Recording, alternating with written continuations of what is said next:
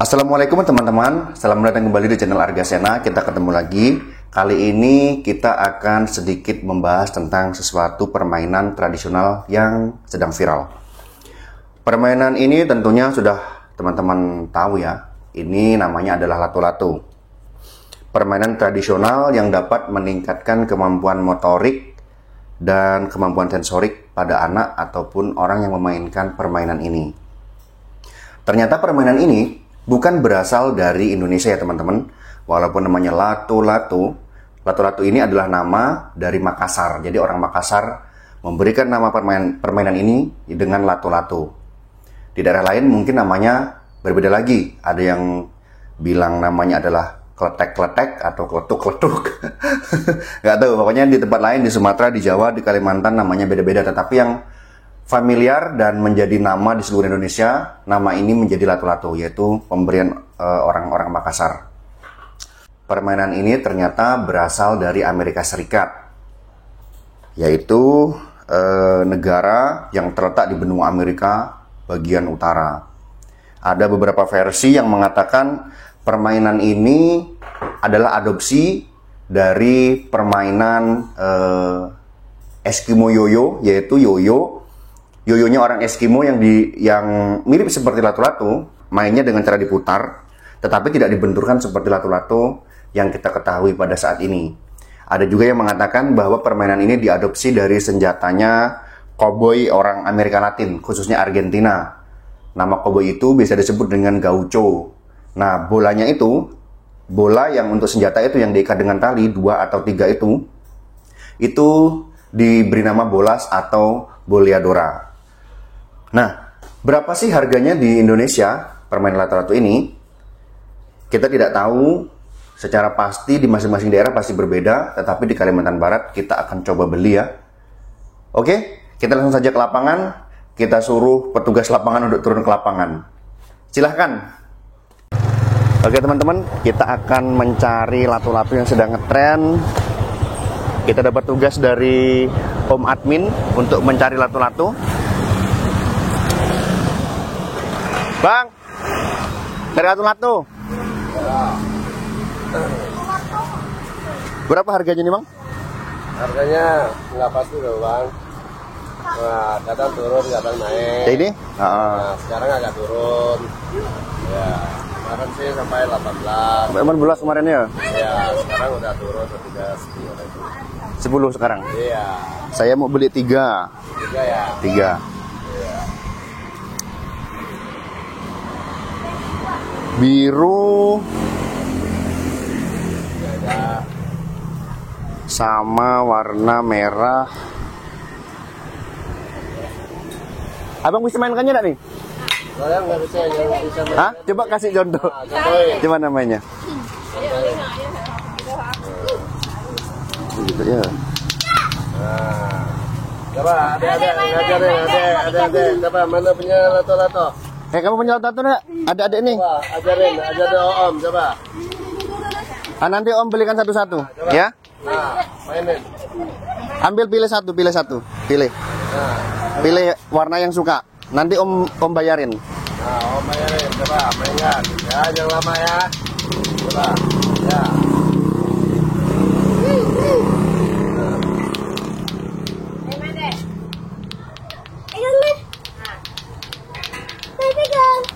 Nah, main jangan lama. Susah ya? Nah, coba. Oh, mantap ya. Ayo. Nah, ayo. Nah, ada. Bukannya ngadep sana, ada. Tuh, ngadep Om itu. Ini kamera ya. Ayo, pilih. Nah, itu boleh. Oke. Pilih ini ya. Biru 1 ya. Kamu yang warna apa? Nah, coba mainkan aja. Itu. Sini. Mainkan sini. Nah, coba mukanya ada dia kamera sana. Sini, mainkan sini. Adik mau yang mana? Yang warna ini. Biru juga. Nah, sini. Mainkan, hadapkan ke Om itu. Ayo. Ada. Susah ya? Mainkan. Oh. Hati-hati mainnya ya. Karena berbahaya kalau sampai membentur tangan atau membentur kepala ya. Hati-hati ya. Udah pro nih. Oke kok. Berapa semuanya? Tambah ini 3, tambah saya 3.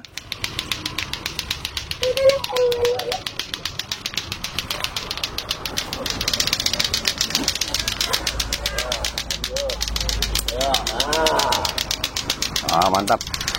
Oke, teman-teman, harganya ini di Kalimantan Barat ya, di Pontianak atau masih Kuburaya sebenarnya, di Desa Kapur, harganya 10.000 nih. 10.000 harganya, mungkin ada variasi yang lain harganya, tapi di sini 10.000 yang jadi seperti ini ya. Kita sekalian belikan adik-adik nih. Oke, Bang?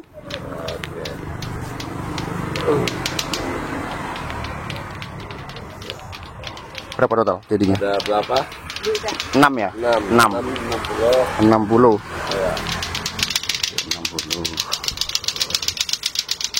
Oh. Ya.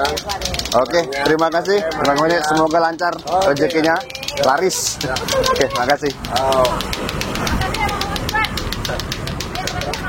Dah ya, hati-hati mainnya ya. Oke teman-teman, kita sudah dapat 3 lato-lato nih. Nanti kita laporkan kepada Om Arga. Harganya 110.000. Jadi sangat terjangkau sekali. Dan mainan ini mainan tradisional yang bisa meningkatkan kemampuan motorik dan sensorik. Jadi saya terus terang tidak bisa memainkannya. Oke, nanti langsung aja di studio kita bahas lagi ya. Oke, terima kasih karena petugas lapangan sudah turun dan mendapatkan informasi. Dan bukan hanya informasi, tapi dia juga membelikan kami lato-lato 3 buah nih. 3 buah lato-lato. Ternyata petugas lapangan bilang harganya itu 10.000. Ini lokasi di Kuburaya ya, Pontianak atau Kuburaya, Kalimantan Barat. Mungkin di daerah lain harganya bisa berbeda. Oke, inilah teman-teman yang disebut dengan lato-lato. 2 buah bola yang diikat dengan tali. Ini dia, ini namanya lato-lato. Saya tidak bisa memainkannya karena saya bukan pemain yang mempunyai kemampuan motorik bagus. Olahraga apapun saya tidak bisa. Oke, kita kembali lagi ke pembahasan materi tentang lato-lato. Nah, awalnya permainan ini dibuat pada sekitar tahun 1960-an oleh seorang pengusaha mainan yang bernama Mervyn Glass. Dia membuat lato-lato ini menggunakan kaca. Jadi pada akhir tahun 1960-an, kaca itu kan mudah pecah, sedangkan permainan lato ini digunakan dengan cara dibenturkan nih, tak, sampai menimbulkan bunyi seperti ini, tak, plak, plak, plak. Nah, pada akhir tahun 1960-an, ternyata banyak korban berjatuhan. Lato-lato yang terbuat dari kaca itu ternyata pecah. Dan pecahannya itu, proyektilnya itu mengenai mata dan menyebabkan cedera yang cukup serius. Akhirnya FDA, yaitu BPOM-nya Amerika Serikat atau Food and Drug Administration, itu melarang peredaran mainan ini di Amerika Serikat pada waktu itu, pada akhir tahun 1960-an.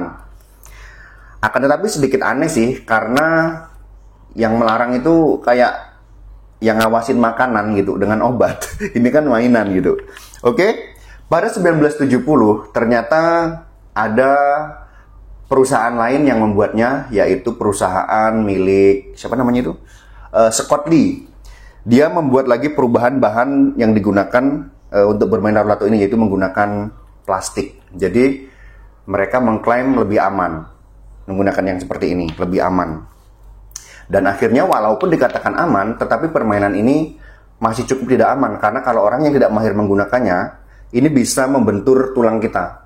Saya kemarin mencoba terbentur dan benjol di tulang. Nah, ini kalau lepas juga terkena jidat seperti ini, kletak gitu, ya pasti benjol juga seperti Mbak Mau kan.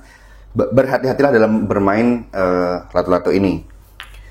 Berikutnya pada tahun 1971, ternyata permainan ini sampai di Italia dan menjadi sebuah kompetisi ataupun sebuah pertandingan yang mencari juaranya bermain lato-lato di desa desa apa nih saya catat nih, Calcinatelo, desa Calcinatelo, entah bacanya bagaimana ya. Tapi desa Calcinatelo itu Dan akhirnya kompetisi itu dimenangkan oleh seorang pemuda berumur 19 tahun, tetapi pada saat itu tidak mendapatkan piala dia ya, tidak mendapatkan piala. Dia hanya mendapatkan hadiah berupa ayam hidup, kambing hidup, sekeranjang buah-buahan dan keju. Nah, pada 1971-an itu ternyata permainan lato-lato sudah menyebar ke seluruh dunia. Bahkan di Indonesia juga sudah menyebar 1970-an, terus akan tren lagi 1980-an, 1990 sampai tahun 2000 seperti sekarang ini. Dia nanti viral, terus redup lagi, viral, redup lagi. Nah, keuntungan yang kita peroleh dari bermain lato-lato ini adalah yaitu yang jelas tadi. Pada zaman ini kan anak-anak kita pasti tergantungan dengan ini ya, dengan gadget, bermain game, menonton YouTube, menonton TikTok dan lain sebagainya. Dengan hadirnya lato-lato seperti ini, permainan tradisional ini, akhirnya mereka sedikit teralihkan dari penggunaan gadget. Dan tentunya apa? Tentunya ada dampak positifnya. Dampak positifnya itu adalah mereka jadi bisa memiliki kemampuan motorik yang bagus jika sering memainkan ini. Percaya dirinya meningkat, dan tentunya kemampuan sensoriknya juga turut meningkat karena bermain secara fisik ya, bermain secara fisik. Beda kita bermain ini terus, bermain gadget. Kalau kita bermain gadget terus, otomatis kita hanya menggunakan fungsi mata ini dan akhirnya lelah, kemampuan motorik juga akan semakin menurun. Jadi itu dampak positifnya. Dampak positif lainnya kita bermain lato-lato adalah saat kita melakukan permainan lato-lato, otomatis kita membutuhkan konsentrasi yang cukup tinggi. Akhirnya kita bisa menjadi orang yang cukup fokus dan melatih konsentrasi tentunya. Dampak ekonomi sudah jelas, para pedagang bisa meraup keuntungan dari penjualan lato-lato yang meningkat tajam di akhir tahun 2022 sampai awal tahun 2023 ini.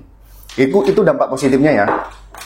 Dampak-dampak negatifnya tadi, di Kuburaya, tepatnya di tempat saya tinggal ini, di Kecamatan Sungai Raya, telah terjadi insiden lato-lato yang pecah dan mengenai mata seorang anak.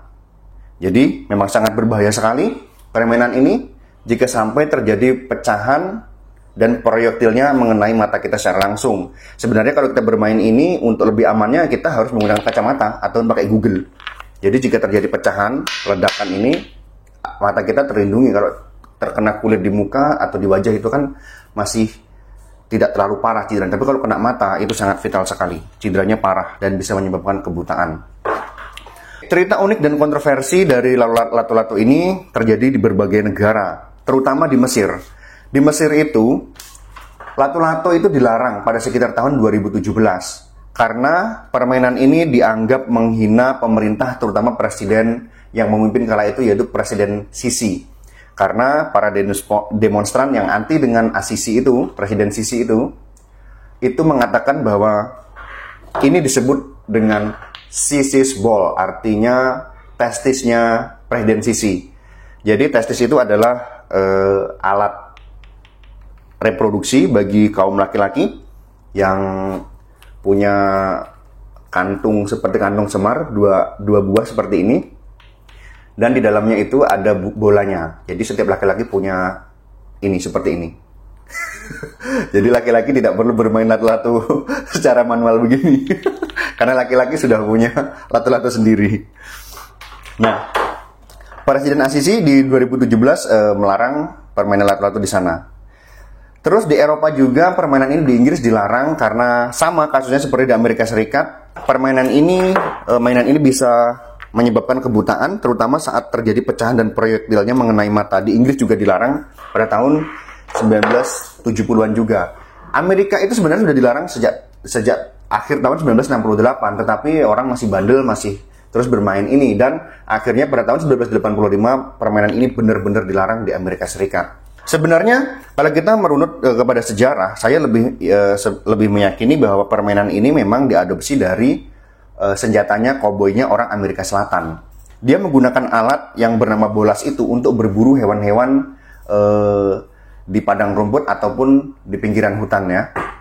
Jadi bolas itu seperti ini. Bolas itu seperti ini kan. Bisa 2, bisa 3. Bolanya itu terus diikat, terus diputar seperti helikopter begini. Nah, terus ini dilemparkan ke target.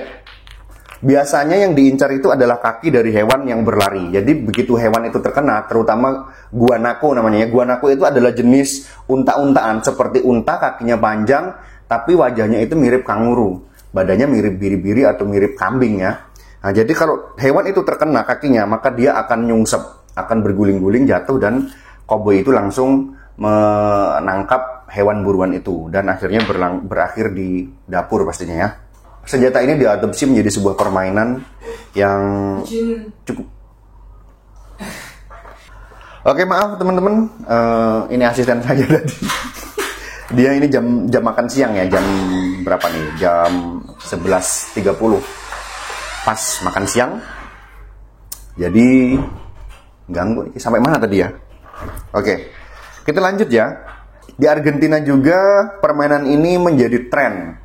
Jadi tren yang luar biasa, sampai di trotoar, di gang-gang, anak-anak sampai orang dewasa memainkan lato-lato ini, sampai terjadi kebisingan yang sangat luar biasa sekali pada waktu itu. Suara lato-lato yang berbenturan itu, jika sampai puluhan bahkan ratusan orang, maka itu akan terjadi kebisingan yang sangat luar biasa. Tetapi permainan itu tetap menjadi tren sampai tahun 1990-an itu masuk ke dalam acara TV di Argentina. Setelah kita bahas semua dari manfaatnya sampai dengan bahayanya lato-lato ini, maka dapat kita simpulkan kita harus berhati-hati dalam menggunakan permainan ini. Tetapi ini adalah momen di mana anak-anak bisa teralihkan dari gadget yang sekarang menyita seluruh aktivitas anak-anak di luar ruangan. Jadi anak-anak sekarang lebih suka menonton atau main game di dalam ruangan, dan akhirnya kemampuan fisik mereka akan menurun jika terus-terusan seperti itu. Dan kita sebenarnya sudah terbantu dengan adanya lato-lato yang viral ini, karena itu bisa meningkatkan kemampuan anak dalam hal fisiknya, yaitu kemampuan motorik dan kemampuan sensoriknya. Walaupun banyak keuntungan yang kita peroleh, tetapi tetap harus berhati-hati. Saya mendapatkan informasi dari internet bahwa di Lampung itu Dinas Pendidikan Provinsi Lampung itu telah melarang anak-anak siswa membawa lato-lato ke sekolah, karena tentunya pasti itu akan mengganggu proses belajar mengajar. Jika memang itu tetap dibawa, anak-anak bermain di kelas, maka itu akan menimbulkan kebisingan yang dapat mengganggu proses belajar. Tapi sebenarnya dari viralnya lato-lato ini, kita dapat memanfaatkan momennya untuk memperkenalkan permainan tradisional lain untuk anak-anak kita. Jadi masih banyak sekali permainan tradisional lainnya yang melatih kemampuan fisik, motorik, dan sensorik. Ada gasing kita gunakan, kita bisa kenalkan kepada anak-anak kita. Gasing itu kan permainan yang asli Nusantara juga kan, gasing. Dan permainan lainnya yang ada di Nusantara ini masih bisa kita kenalkan kepada anak-anak kita. Oke, mungkin itu saja informasi yang dapat saya sampaikan pada saat ini. Mungkin banyak informasi yang sudah saya baca tidak keluar pada saat membuat video ini. Mungkin harus butuh latihan lagi. Sekarang saya kabur saja ya. Silahkan tuliskan komentar teman-teman di kolom komentar ya. Wassalamualaikum warahmatullahi wabarakatuh.